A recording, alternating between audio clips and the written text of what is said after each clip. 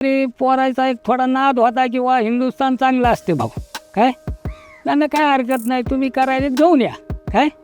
तर आणल्यापासून हे ट्रॅक्टर तुम्हाला सांगतो एवढा त्यांचं चलित मी पाहतो काय की मला तर कितीतरी बरं वाटते.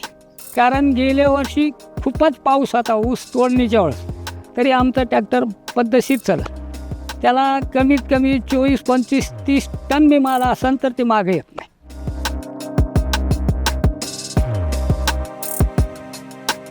पहिलं जे गाजलेला ट्रॅक्टर होता हिंदुस्थान, वा तसंच असेल हे, आणि तसंच निघाला, तसंच आहे.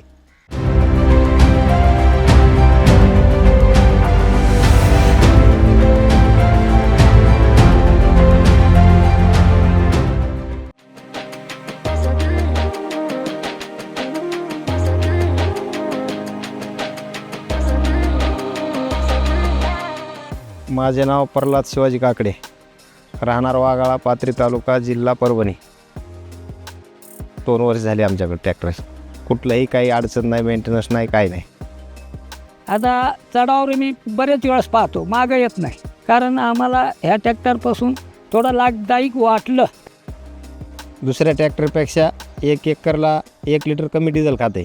10 लिटर एकरी लागते ना पलटीला, आणि तिरीला 4 लिटर 5 लिटर लागते.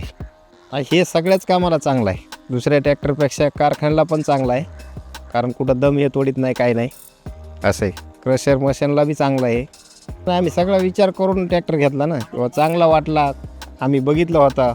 तर जवळपास या बघा, आता ह्या तळ्यात फाउंडेशनवाल्यानं तळं काढाय केलं तर जवळपास 40 ते 50 फूट तुम्हाला सांगतो असं उंची आहे. आज बी आहे काय. बरेच ट्रॅक्टर रुकत होते, आता आपल्या समोर आहे. निव्वळ पडत्या पावसात काढलं, खूप डम्पिंगनं माल पण नाही, कधीच रुकलं नाही. ती त्याला लावायची गरज पडली नाही. हे अनुभव आहे माझा, मी स्वतः पाहतो इथं काय समोर आहे. ते फाउंडेशनवाल्यानं लावले होते आमच्या बाहेर काढाय मटेरियल, तर बऱ्याच ठिकाणी रुकत नाही पाहिजे. कारण गेल्या वर्षी जवळजवळ तुम्हाला सांगतो 25-30%, 40% टायर खूप सगळे ते खाली हाऊजिंगला लागत होतं, तरी ऊसाला ते खिचितच होतं. गेल्या वर्षी निवळ मागून पाऊस पडला ना बरेच असे, तर त्याची काही शिकायत नाही. छान आहे. पण मुलाला नाद असल्यामुळं म्हणणं बाबा काय हरकत नाही, घ्या एक. 2 वर्षात 4 सर्व्हिसिंग झाले आमच्या, आणि इथं येऊन त्यांना पाऊस सेवा केली आम्हाला.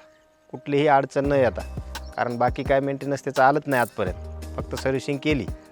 वार्षिक उत्पन्नात चांगलं प्रॉफिट आहे, म्हणजे कारण त्याच्यापेक्षा डिझेल हे कमी लागल्यामुळे आम्हाला वाटलं की 1 लाख रुपयाचा आमचा फायदा झाला आतापर्यंत. त्यांना ट्रॅक्टर घ्यायच्या अगोदर हेच मेंटेनन्स आहे का, किंवा काही अडचण येते का, हेच बघणं गरजेचं आहे ना.